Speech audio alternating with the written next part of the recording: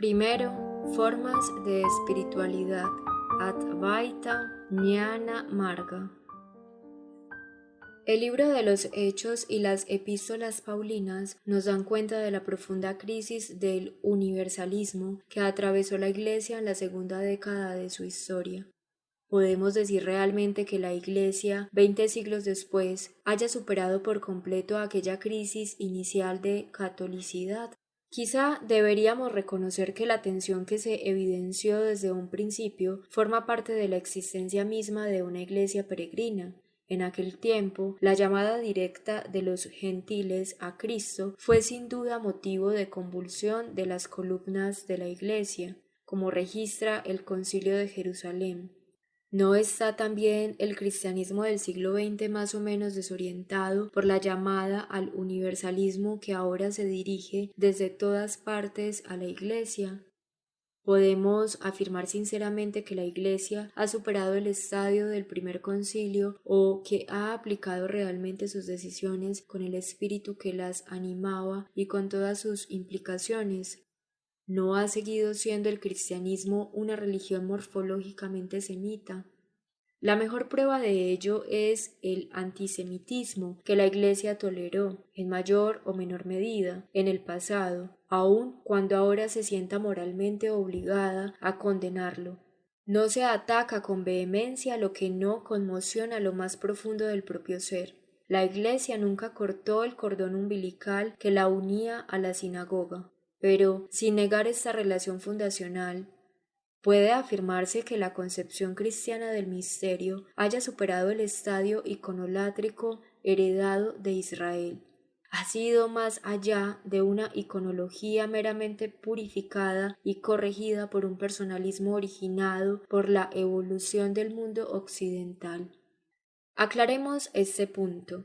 De ningún modo pretendemos minimizar el privilegio del pueblo elegido ni menospreciar su especial posición en la economía divina. Menos aún quisiéramos faltar al respeto debido al Antiguo Testamento. Fue sin duda la elección de Israel en un momento preciso de la evolución histórica y religiosa de la humanidad lo que constituye su gloria incomparable. Sin embargo, la grandeza de una religión se manifiesta en que esté dispuesta a trascenderse a sí misma. La vocación de Israel, como afirmará el judaísmo posterior, es la de ser portador de una carga en nombre de toda la humanidad para liberarla sin rechazar a nadie que quiera conllevarla. ¿Están dispuestos los cristianos a reconocer que algo semejante le puede o debe ocurrir al cristianismo en su tercer milenio? Pero, por otra parte, ¿no es esta vinculación a un contexto sociocultural semítico o a un contexto mediterráneo la raíz de la trágica incomprensión entre la fe cristiana y las diversas religiones todavía vivas e incluso vividas con intensidad que existen en el mundo? Recordemos, aunque sin insistir en ello, un problema básico, el de la relatividad, no relativismo, del concepto de Dios. Dios solo es Dios para la criatura y en referencia a ella. Dios no es Dios para sí mismo. La idea de adoración es inherente al concepto de Dios. Sería un absurdo decir que Dios puede adorarse a sí mismo. Es sólo el Hijo encarnado quien llama a Dios su Padre. En las grandes teofanías del Antiguo Testamento, Yahvé se revela siempre como el Dios de aquellos a quienes Él se manifiesta. Nunca dice, yo soy mi Dios, sino, yo soy vuestro Dios.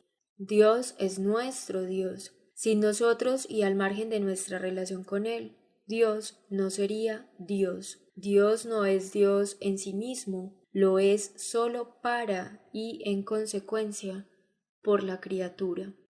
No deberíamos olvidar el origen histórico y filológico de la palabra Dios. El cristianismo la recibió de las lenguas y religiones indoeuropeas, Deva, Theos, Zeus, Deus, Up. Lejos de ser originariamente una designación de lo absoluto o una expresión metafísica del uno, fue generalmente utilizada en plural, de la misma forma que su correspondiente semítico Elohim. Habitualmente, el singular solo fue utilizado para indicar la victoria o supremacía de uno de los dioses sobre los demás, o para especificar el dios particular de un pueblo o país determinado, o el dios que gobernaba sobre un aspecto específico del cosmos, la lluvia, el fuego, el trueno, etc. Ni siquiera el concepto cristiano de Dios puede dejar de estar afectado por el horizonte histórico en el que emerge. Remite sin duda a la experiencia de lo absoluto, pero también a la de una teofanía, Yahvé, y una epifanía, Jesús, tales como se manifestaron en un tiempo y en un lugar determinados. Dios fue pensado y confesado en un contexto mental y sociológico particular y expresado en una lengua o grupo lingüístico determinado. Pascal tenía razón al observar que el Dios de los filósofos no era el Dios de Abraham, Isaac y Jacob. ¿Por qué asombrarse entonces de que otros filósofos, y más especialmente otros sabios, encuentren dificultad en identificar el absoluto del que ellos tienen experiencia con el Dios de los patriarcas y del credo judeocristiano islámico? Un concepto de la divinidad que esté limitado por la tradicional estructuración cultural del mundo mediterráneo presenta una serie de importantes dificultades. Pueden mencionarse ciertos problemas metafísicos que persiguen implacablemente a pensadores y teólogos, como la existencia del mal y del sufrimiento, la dificultad, si no la imposibilidad, de una conciliación entre la libertad humana y la voluntad divina, el concepto de persona, etc. Nuestra época es muy sensible a las dificultades que conlleva la concepción personalista de Dios. Si Dios es una persona, se ajusta mal al ideal humano de persona. No se nos muestra con frecuencia como un padre indiferente ante el mal y que hasta parece disfrutar con el sufrimiento de sus hijos. Como precio por el pecado, exige la sangre de su hijo, al que sacrifica por amor hacia los hombres. ¿No se podría hablar más bien de crueldad o de sadismo? ¿O acaso también Dios está sometido a una ley de justicia o un destino superiores a él? Exige nuestras oraciones, pero, salvo contadas excepciones, no parece importarle lo más mínimo el dejarlas sin respuesta. ¿Es incapaz acaso de crear un mundo mejor? Y si no, ¿por qué ha querido o cuando menos permitido que el mundo sea como es, tan insatisfactorio y con tan escasa disposición para promocionar el bien y la alegría de sus hijos? Si la esencia del amor y las relaciones personales es el diálogo, ¿por qué no es posible mantener con él un diálogo en un sentido genuinamente interpersonal? Esa fue realmente la queja de Job, al verse forzado a un monólogo dialógico de fe ciega. Ciertamente, todas las teologías han tratado de resolver estos problemas y otros semejantes depurando tanto las respuestas como el propio concepto de Dios. Nuestra pregunta aquí, sin embargo, es previa. Preguntamos acerca de si una concepción exclusivamente personal es adecuada para la divinidad. Por último, este Dios se oculta de forma tan perfecta que se puede, si así se quiere, negar su existencia o actuar como si no existiera sin que de ello se derive ninguna consecuencia. Una nota equivocada en la música sagrada china ponía en peligro la armonía del universo, y la amenaza de la muerte pendía sobre cualquiera que se atreviese a perturbar la armonía canónica. De forma similar, quien en la Edad Media cristiana destruyera o estropease un objeto sagrado, incluso una pintura, era merecedor de su correspondiente castigo, como si la parte mutilada estuviera viva. Un minúsculo desequilibrio en el mundo subatómico, aun cuando pueda resultar imperceptible a los sentidos, conlleva el riesgo de producir el caos en una vasta porción del universo. ¿Será Dios el único en dejarse manipular impunemente? Se comprende sin dificultad que, para salvar a Dios, Buda optara por permanecer en silencio, actitud que ponía al descubierto el otro rostro de la divinidad, su dimensión apofática, kenótica, el no rostro. La pregunta que ahora se plantea es pues la siguiente. ¿Hay una experiencia de lo divino que no se reduzca al diálogo interpersonal? ¿Puede concebirse una espiritualidad auténtica en la que la divinidad no sea un tú para el hombre, ni su mandamiento la insistencia última de toda perfección? En resumen, está agotado el misterio de lo divino en su descubrimiento como persona. Es aquí donde el hinduismo, al igual que otras religiones, tiene algo que decir. Muchas Upanishads apuntan ciertamente a una actitud religiosa que no se basa en la fe en un Dios tú, ni en un Dios voluntad, soberanía, sino en la experiencia suprarracional de una realidad que de algún modo nos inhala hacia el interior de sí misma. El Dios de un buen número de Upanishad no habla, no es verbo, inspira, es espíritu. En el esquema personalista, Dios no es simplemente el primer principio de las cosas, la causa del ser. Es alguien, es una persona que llama hacia sí a otra persona que se encuentra, por decirlo así, frente a él, y es tan capaz de responder con amor a su amor como de negarse a hacerlo. Un cierto esquema upanishádico no se centra en una espiritualidad de llamada-respuesta ni de aceptación-rechazo. Las categorías básicas son conocimiento e ignorancia. Lo absoluto es descubierto en su propia realización, es decir, en la experiencia en la cual es alcanzado. El encuentro no se sitúa en el nivel del diálogo, que resulta trascendido y hasta la idea misma del encuentro pierde su razón de ser, pues somos transportados a la esfera de la unión. Al estudiar las diversas concepciones que el ser humano se ha forjado sobre la divinidad, la ciencia de las religiones distingue un Dios inmanente y un Dios trascendente, conceptos que a primera vista parecen opuestos entre sí. Cuando hablamos de Dios trascendente, pensamos inmediatamente en un Dios que desde las alturas convoca, ordena y dirige. Colocamos entonces a este Dios frente al Dios inmanente que está dentro de nosotros y nos transforma al incorporarnos así.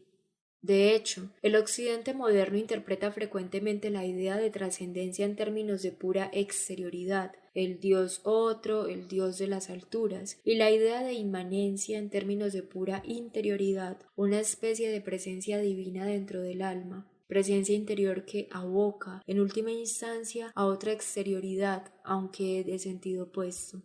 En esta concepción, el Dios interior trasciende el sujeto humano en una medida no inferior a la trascendencia del Dios exterior, con la única diferencia de que en lugar de situar al otro por encima, se le concibe ahora en un afuera al que se le llama dentro. Es la inexorable consecuencia que se deriva de la aplicación de cualquier forma de imaginería espacial al misterio de Dios. El hombre queda de algún modo situado en el centro, arriba la trascendencia, abajo la inmanencia. Esta concepción de trascendencia e inmanencia que hace exterior al Dios trascendente e interior al Dios inmanente, lo que podríamos llamar un inquilino del alma, es bastante inadecuada. No da cuenta de lo que los místicos de todos los tiempos y contextos religioso-culturales han experimentado de la verdadera trascendencia e inmanencia de Dios. La inmanencia divina, propiamente hablando, no se refiere a un Dios que está, como si dijéramos, encerrado en nuestro ser interior, aunque al mismo tiempo tan irremisiblemente separado de nosotros como lo estaría en su aspecto trascendente o exterior. Tampoco la auténtica trascendencia divina puede ser reducida al aspecto de exterioridad, ni siquiera al de alteridad de Dios. La verdadera noción de trascendencia sobrepasa todas las barreras humanas y sitúa a Dios en la luz inaccesible de que nos habla San Pablo, en la oscuridad profunda del culto mistérico dionisiaco, en la otra orilla del río, al decir de las Upanishad y del Buda. En una palabra, más allá de cualquier relación real, La trascendencia implica heterogeneidad entre Dios y hombre y rechazo de toda relación, que es lo que se encuentra en la raíz de todo antropomorfismo religioso, ya sea iconólatra o personalista.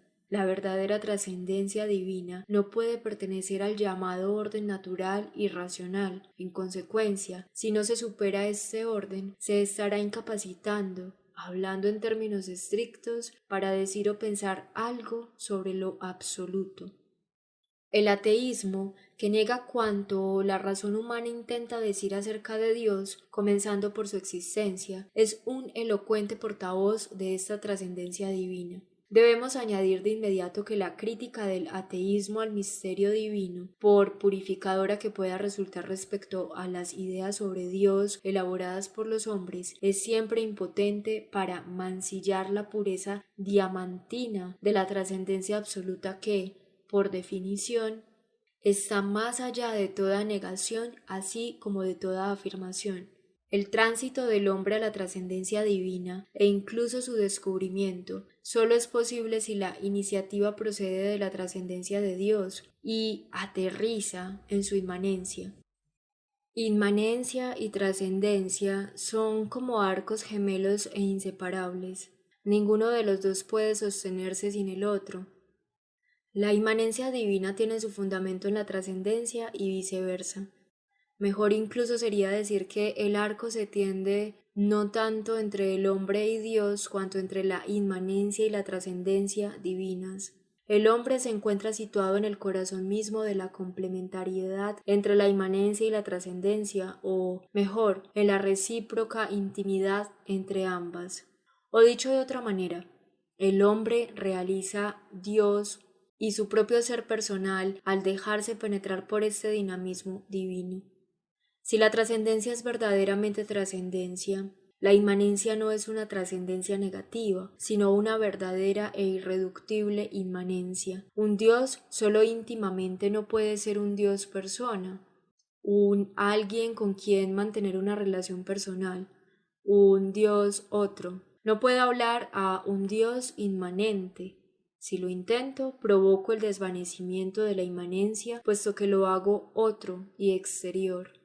No puedo pensar en un Dios inmanente, pues intentándolo le convertiría en objeto de mi pensamiento y lo proyectaría delante y fuera de mí. El Dios inmanente no puede ser alguien que exista o viva en mí, como si estuviera oculto o encerrado en mi interior. Obviamente, ni la trascendencia ni la inmanencia tienen carácter espacial, ni están tampoco directamente relacionadas con ninguna categoría ontológica. Decir con San Agustín que Dios es más interior que mi ser más íntimo es todavía insuficiente para expresar la verdadera inmanencia, pues el Dios inmanente no puede estar en parte alguna, ni más allá ni más acá, sin que su inmanencia se esfume. No es un interior. A lo sumo, podría decirse que es intimissimum. La inmanencia de Dios es algo distinto a su inhabitación en nosotros. Dios inmanente no tiene necesidad de alquilar un lugar en el alma, ni de esperar pacientemente a que se le proporcione algún rincón en el interior donde pueda instalarse. La idea de que Dios reside en el alma es meramente un pálido y distante reflejo de la verdadera inmanencia. El hombre no es el anfitrión de un Dios inmanente. El concepto tradicional de Dios está tan vinculado por el uso a la noción común de trascendencia anteriormente esbozada que sólo impropiamente hablando puede el aspecto inmanente de lo divino recibir el nombre de Dios. Por ejemplo, el término creador atribuido a Dios, al Dios trascendente, no puede ser predicado de la divinidad inmanente, pues ¿cómo podría crearse a sí misma?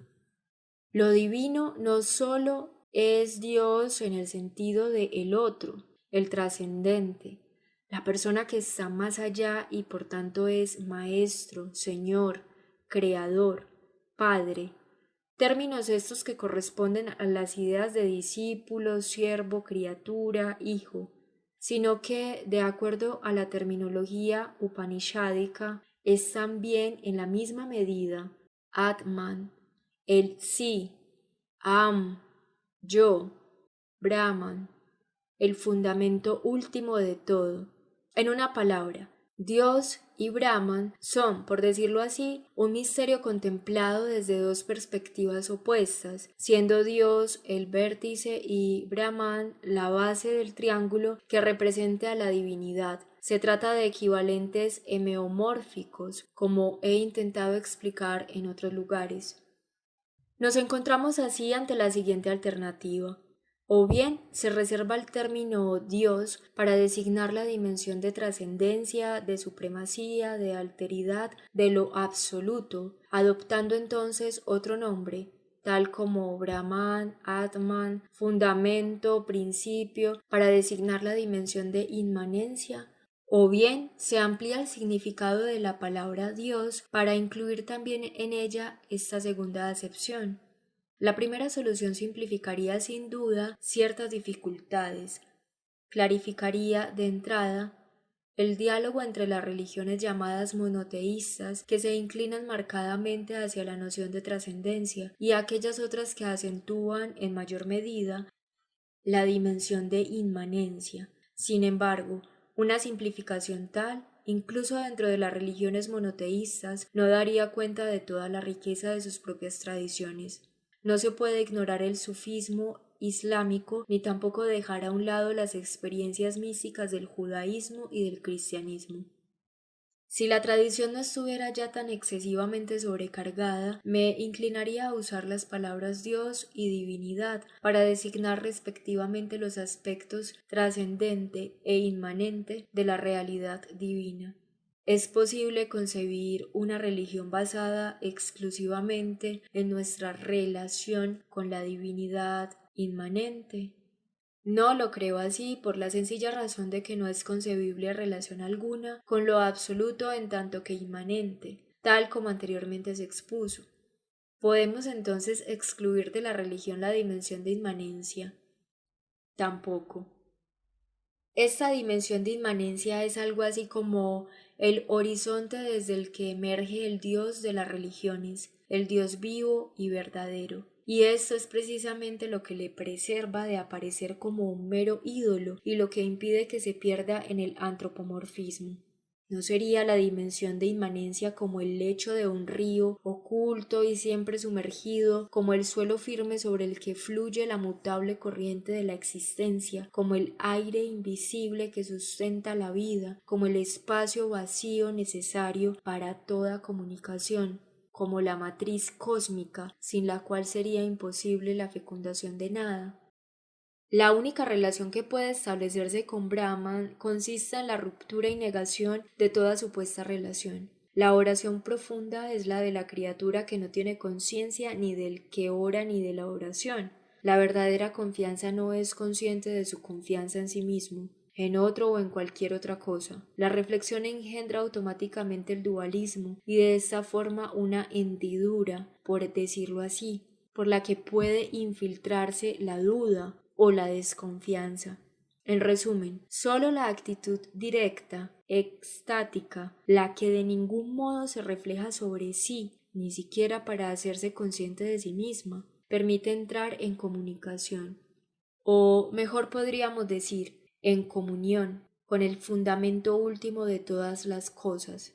Esto es básicamente lo que la Mandukya Upanishad 7 llama cuarto estado de conciencia, Turiya. Lo que no es conciencia interna, ni conciencia externa, ni ambas a la vez, lo que no consiste solamente en conciencia compacta, que no es ni consciente ni inconsciente, que es invisible, inaccesible, innominable, cuya esencia consiste en experiencia de su propio sí, que absorbe toda diversidad, tranquila y benigna, sin segundo, lo que se denomina el cuarto estado. Eso es el Atman. Se puede demostrar la existencia de Dios partiendo de ciertas premisas. No se puede, sin embargo, probar la existencia de Brahman. Brahman, de hecho, no existe, no es el creador, el origen de la tensión existencial entre Dios y la criatura.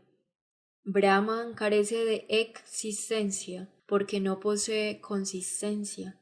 Si, por suponer lo imposible, se consiguiera probar la existencia de Brahman, el resultado de esta demostración no podría ser, por definición, ni Brahman ni la divinidad. En rigor a Dios tampoco se le prueba, se comprueba solamente la racionalidad de la creencia en un ser supremo. La única vía para el descubrimiento de Brahman es la revelación, en el sentido de levantar todos los velos de la existencia, incluido el del ego, es decir, el del mismo ego de quien emprende el ascenso, o más bien el descenso, en busca de Brahman. En su camino hacia el descubrimiento del fundamento último, el ego no puede seguir las huellas hasta el final. Si lo intenta, inevitablemente desaparece. Solo permanece y sobrevive si se detiene en su camino. El que vuelve solo vuelve porque no llegó más que a la mitad del camino, escribió el místico al-Misri, refiriéndose a la ascensión de Muhammad. Solo el el yo, permanece absoluto, el uno sin segundo, el Atman. Es precisamente de este desvelamiento de la divinidad, fundamento último e inmanente de los seres, de lo que esencialmente dan testimonio las Upanishad.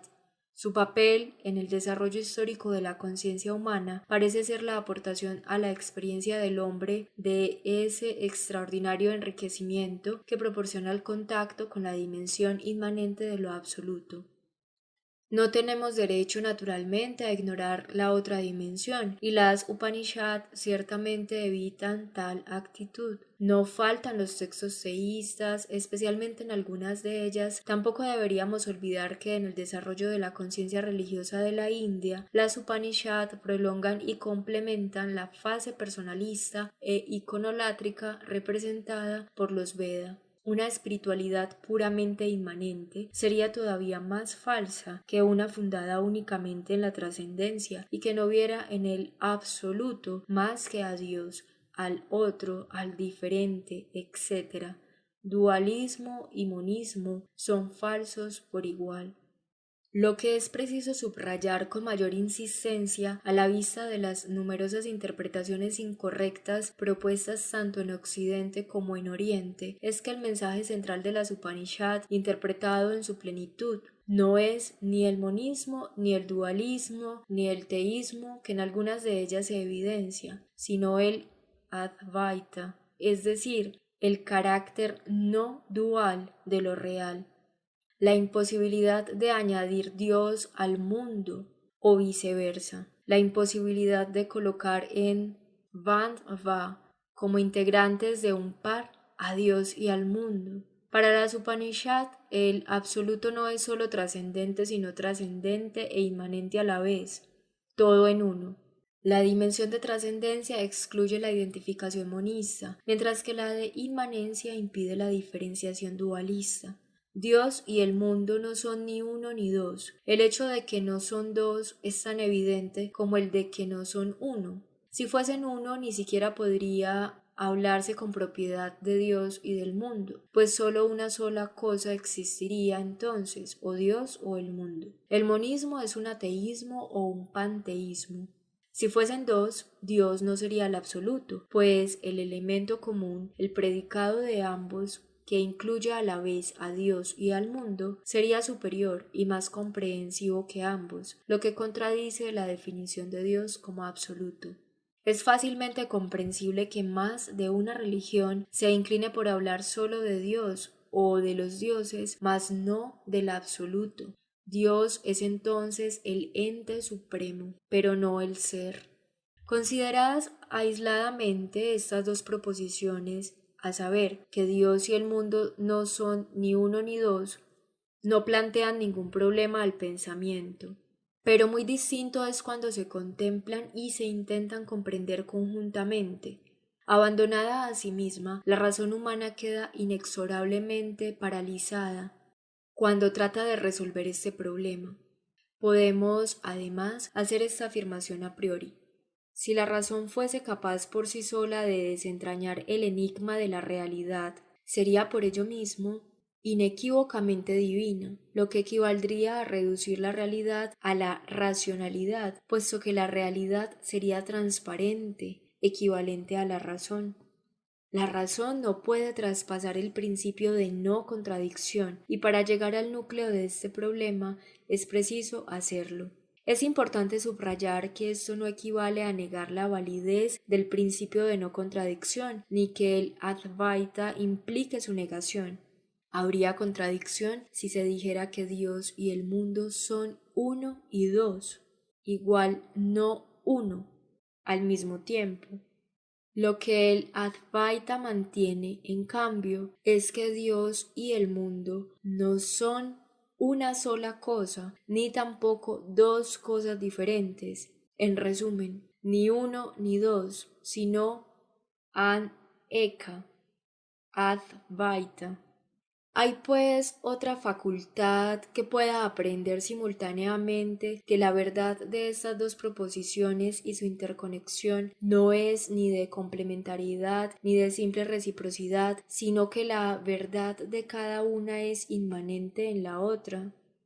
El Advaita y prácticamente cualquier mística estaría de acuerdo. Afirma que tal facultad existe y la llama Anubhava, experiencia, intuición, y también gracia, fe, don, revelación, el tercer ojo, el oculus fidei de los victorianos del siglo XII. Cuando se ha experimentado que Dios está en todo, que todo está en Dios y que sin embargo Dios no es nada de lo que es, entonces está cerca de la realización, de la auténtica experiencia Advaita que, como toda verdadera experiencia, no puede ser comunicada ni expresada por medio de conceptos. La Gita, por ejemplo, dice en el estilo sucinto que la caracteriza: en mí subsisten todos los seres, pero yo no resido en ellos. Sin embargo, los seres no subsisten en mí. Contempla mi divina conjunción. Sostengo a los seres y no estoy en los seres. Es mi Atman lo que hace ser a los seres. Toda la Shruti, la revelación hindú, conduce a este punto y solo a este: facilitar la comprensión de que Atman es Brahman, de que hay solo yo soy, Aham Asmi, de que mi yo es solo tú, como explicaremos enseguida. Así pues, mientras el diálogo, la oración de alabanza y petición, junto con el amor y la observancia de la voluntad divina, son las categorías religiosas fundamentales del personalismo, las actitudes fundamentales del Advaita consistirán, más bien, en silencio, abandono, conformidad total, pureza, desapego absoluto. La espiritualidad Advaita rechaza todo antropomorfismo. Es incapaz, por ejemplo, de contemplar el pecado como una ofensa contra Dios y permanece insensible ante consideraciones piadosas como las que podrían despertar compunción o gratitud en el corazón de los hombres, insistiendo en el amor que Dios les muestra y en lo que ha hecho o sufrido por ellos. Todo esto es puro antropomorfismo a los ojos del Advaitin.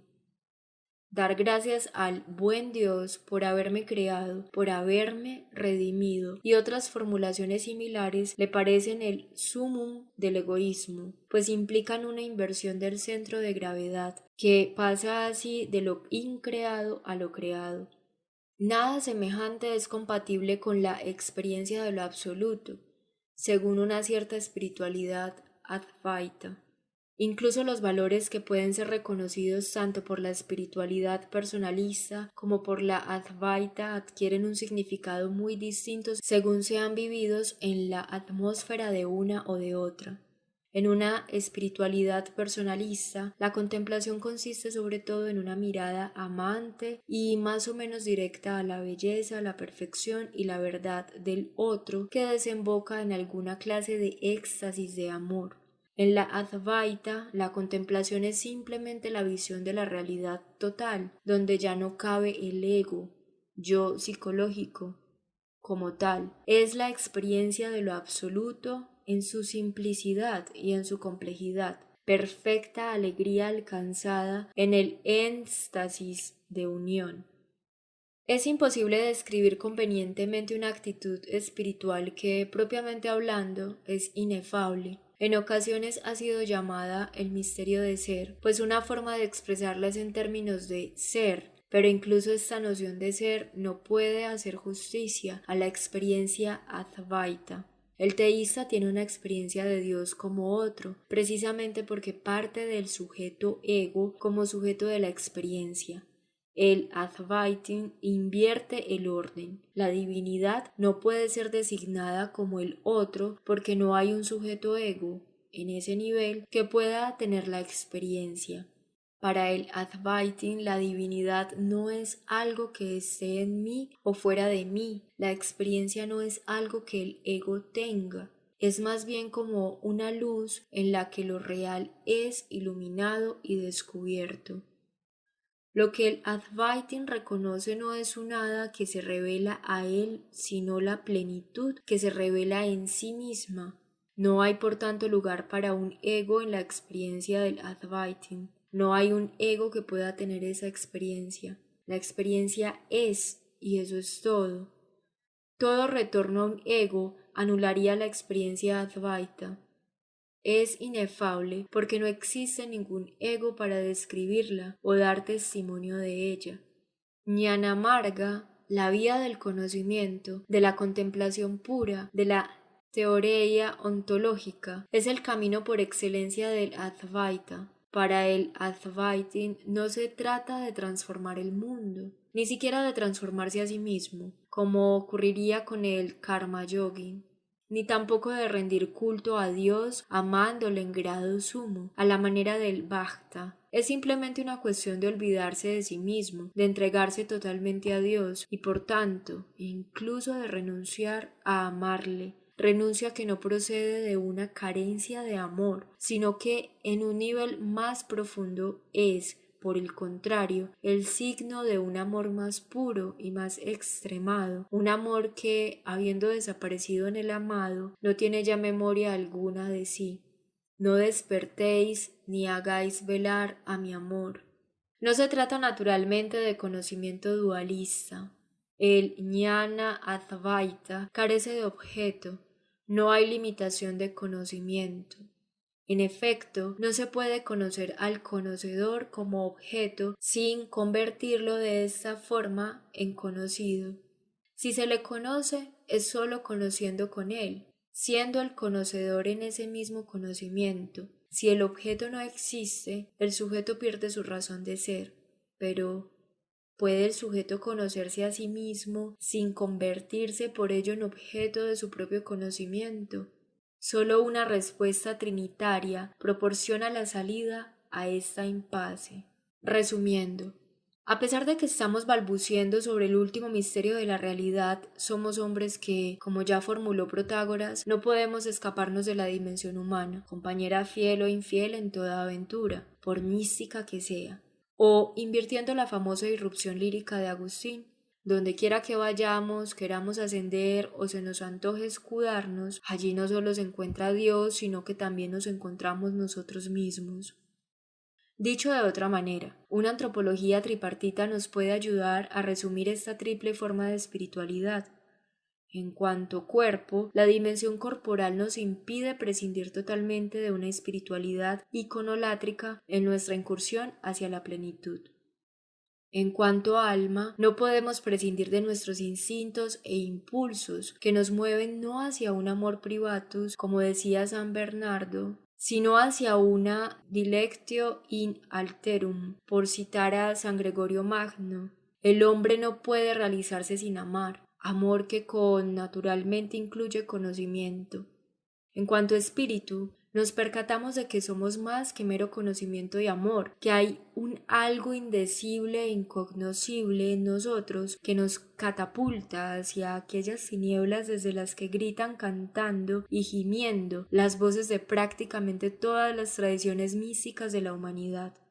En una palabra, la plenitud humana requiere el cultivo armónico de las tres formas de la espiritualidad. Cualquier exclusividad y añadiría que cualquier superioridad pretendida por alguna de ellas nos desequilibra y deshumaniza. Estamos diciendo que la senda de la peregrinación humana es un camino trinitario, que es lo que trataremos de ver en las páginas siguientes.